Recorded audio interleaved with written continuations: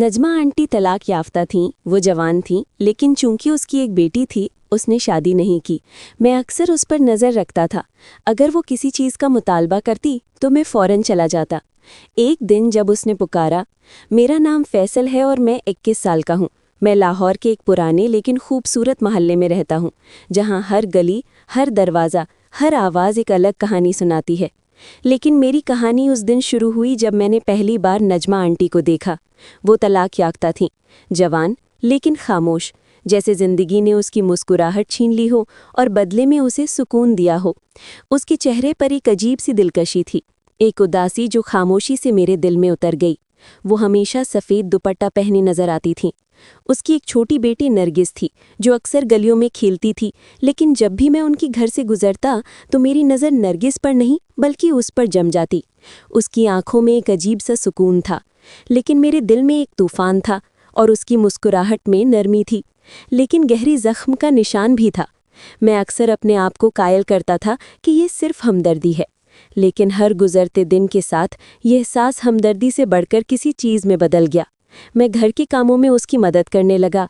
वो जब भी बुलाती मैं फ़ौरन चला जाता।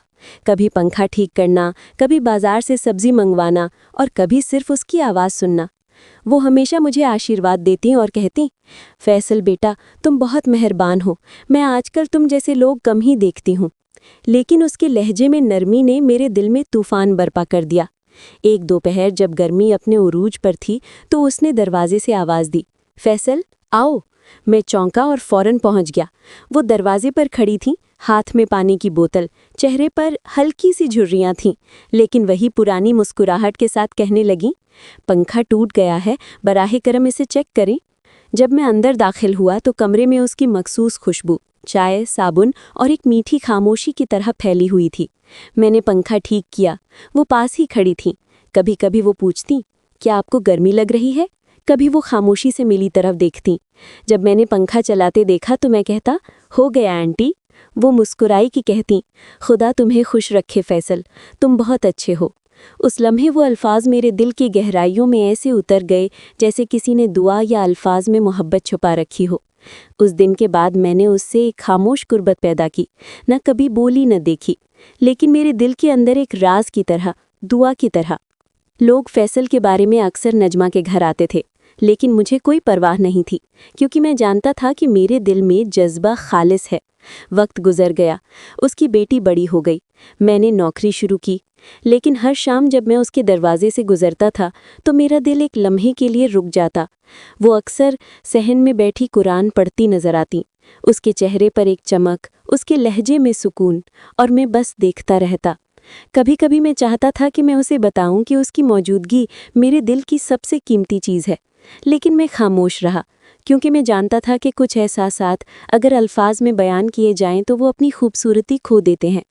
एक दिन बारिश हो रही थी, आसमान अंधेरा था। मैं छत पर खड़ा बारिश की बूंदों को देख रहा था कि अचानक मेरी नज़र उसके घर की छत पर पड़ी। वो बारिश में भीगती वहीं खड़ी थी, उसकी आंखें आसमान की तरफ देख रही थीं, जैसे किसी से बात कर रही हूँ। उस वक्त मुझे लगा कि जाकर उससे कहूँ, नजमा आंटी, आप मेरी ज़िंदगी में वो सुकून है जिसकी मैंने कभी ख्वाहिश नहीं की, लेकिन हमेशा है। लेकिन मैं कुछ न कह सका, क्योंकि मोहब्बत खामोशी से ज़्यादा खूबसूरत है। अगले दिन वो बीमार पड़ गईं। मैं उनकी दवाई लेकर उनके घर चला गया। उसकी बेटी ने दरवाज़ा खोला। हम अंदर गए तो वो बेड पर लेटी हुई थी। उसका चेहरा कमज़ोर था, लेकिन उसकी आंखों में अभी भी वही रोशनी थी। वो बोली, फैसल, तुम आई हो, तुम हमेशा आते हो ना? मैंने मुस्कुराकर कहा, हाँ आंटी, आप ठीक हो जाएंगी, मैं हाजिर हूँ। वो आहिस्ता से बोली, फैसल, कभी कभी अल्लाह किसी को भेजता है मुझे सुकून देने के लिए। तुम मेरे लिए वो सुकून हो। उसकी आंखों में आंसू थे, मेरे दिल में एक तूफान। मैंने उस पर हाथ रखा। मैंने कुछ नहीं कहा, मैंने दिल ही दिल में दुआ की कि अल्लाह उसके सारे गम दूर करे। उस दिन पहली बार मैंने महसूस किया कि मोहब्बत ऐसी चीज़ नहीं है जो मांगी जा सकती है, लेकिन वो चीज़ जो खामोशी से दिल में वापस ले जाती है। वक्त गुजर गया, खाला नजमा सेहतयाब हो गई, लेकिन वो लम्हा हमारे दरमियान दीवार बन गया। अब वो कम बोलती थीं, कम बोलते थे, शायद उसे कुछ महसूस हुआ था। लेकिन मैंने हमेशा उसकी इज़्ज़त की। मैं उसकी दुआओं को अपनी दौलत समझता था। ज़िंदगी आगे बढ़ गई। मैंने अपनी वालिदा की बहुत एहतियात से सेवा शुरू की। लेकिन जब भी शाम होती है और सूरज की किरणें उसकी दहलीज पर पड़ती हैं तो मेरा दिल रुक जाता है। वो अक्सर कुर्सी पर बैठी पास ही खेल रही होती और मैं दूर से उसे देखता हुआ गुजर जाता। शायद वो जानती थीं कि मैं वहाँ क्यों आया था। शायद वो भी जानती थीं कि मेरी खामोशी मोहब्बत की ज़बान रखती है। लेकिन हमने कभी कुछ नहीं कहा, क्योंकि कुछ रिश्ते लफ्ज़ों में बयान नहीं हो सकते। हम सिर्फ अपनी आंखों में रहते हैं और शायद यही मोहब्बत का रकीकी मफ़हूम है।